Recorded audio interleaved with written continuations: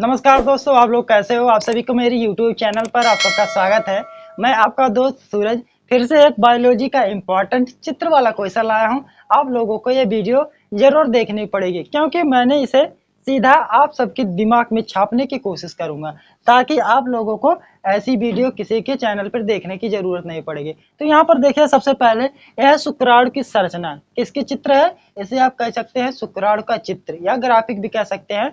यह शुक्राणु की संरचना है। इस चित्र को देखिए, ग्राफिक को देखिए और बताइए यह चित्र कैसा बना है। अगर आप सबको ये चित्र अच्छा लगे तो कमेंट बॉक्स में जाइए और कुछ अच्छा ही लिख दीजिए। तो आइए इस वीडियो को शुरू करते हैं। तो यहाँ पर देखिए शुक्राणु की संरचना है और जान लेते हैं शुक्राणु का काम क्या होता है और इसमें कितने भाग होते हैं। तो सबसे पहले जान लेते हैं ये शुक्राणु जो है इसमें 3 भाग होते हैं। सबसे पहला होता है शीर्ष यानी सिरा।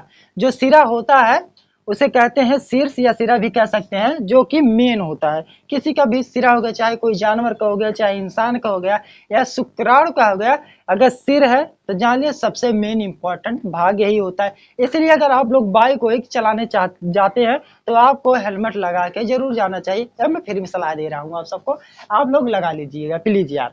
तो यहाँ पर देखिए जो शीर्ष होता है ये अंडे की नुमा का होता है। ये अंडे की आकार का होता है। इसमें पाए जाते हैं जीव द्रव्य कला।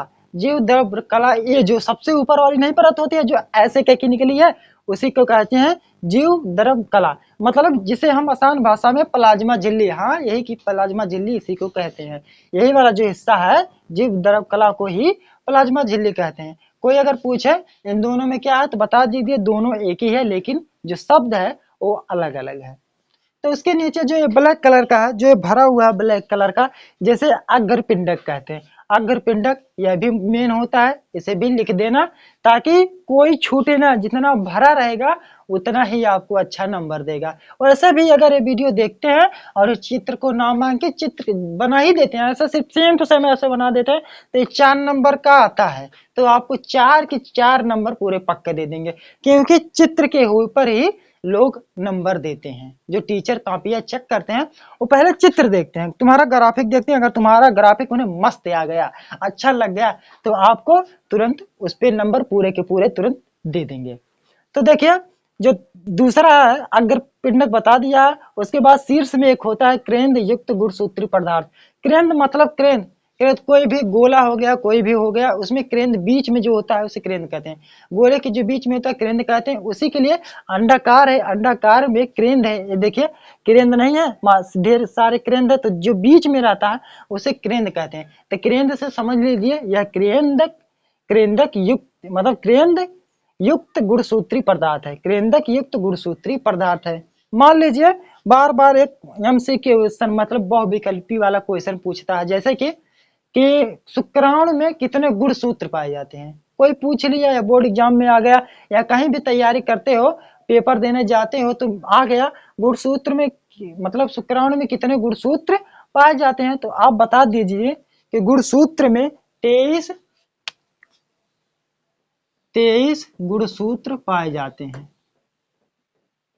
सूत्र पाए जाते हैं शुक्राणु में 23 गुणसूत्र पाए जाते हैं। तो यहाँ पर देखिए तब ए वाला हिस्सा आ जाइए, जो एक गला नहीं होता है, गला वाला हिस्सा ये आ जाइए। जैसे कि इंसानों का गला होता है, शुक्राणु को भी गला होता है। आप इंस्टाग्राम पर वीडियो देखते हो, AI वाला वीडियो जो आता है शुक्राणु वाला, जो कि उनका सिर इतना बड़ा रहता है और सीना और पेट लेकर इतना बड़ा रहता है, और जो पूंछ रहती लंबी रहती है, बहुत लंबी रहती है। उसी तरह ये भी है, और बीच में जो गला नहीं है ये वाला शुक्राणु का, जिसे गिरवा कहते हैं, ये भी मेन काम करता है। ज्यादा कुछ नहीं करता है, लेकिन इसको लिखना जरूरी है क्योंकि बता दिया ना, लिखने के ऊपर, चित्र बनाने के ऊपर ही आपको नंबर मिलता है। तब उसके बाद यहाँ पर देखिए दूसरा वाला भाग है, जिसे कहेंगे मध्यखंड। मध्यखंड को मध्य भाग भी हम कह सकते हैं। मध्य भाग में सिर्फ एक ही होता है, सिर्फ एक ही है, सूत्र कणिका, माइटोकांडिया। मतलब माइटोकांडिया हम जान लेते हैं क्या होता है। सबसे पहले मेन बात से हम समझाते हैं, बेसिक से। जैसे हम सब भोजन करते हैं तो हमें ऊर्जा मिलती है ताकि हम दौड़ सके, काम कर सके, खेल सके। और उसी तरह से यहाँ पर माइटोकांडिया से शुक्राणु को तैरने के लिए ऊर्जा मिलती है। जैसे पानी नहीं तोड़ते हैं हम लोग, उसे उसको भी तेजी से जाने के लिए तैरने की आवश्यकता पड़ती है। जो तैरने में इसकी एनर्जी लगती है, इसको भी एनर्जी चाहिए ना, किसी को काम करने के लिए एनर्जी चाहिए, भोजन से एनर्जी मिलती है। इसीलिए इसको भी माइटोकॉन्ड्रिया से एनर्जी मिलती है, ताकि यह शुक्राणु आसानी से तैरे और ऊर्जा मिलती रहे, तैरने के लिए ऊर्जा मिलती रहे। तो यहाँ पर देखिए साफ साफ लिखा है, माइटोकॉन्ड्रिया से तैरने के लिए ऊर्जा का स्रोत, मतलब आप समझ ही सकते हैं, यह तैरने के लिए ऊर्जा का स्रोत है, ये माइटोकॉन्ड्रिया, ये बहुत ही मेन है। और उससे मेन है जो तीसरा वाला भाग है, और पूंछ। पूंछ क्या है?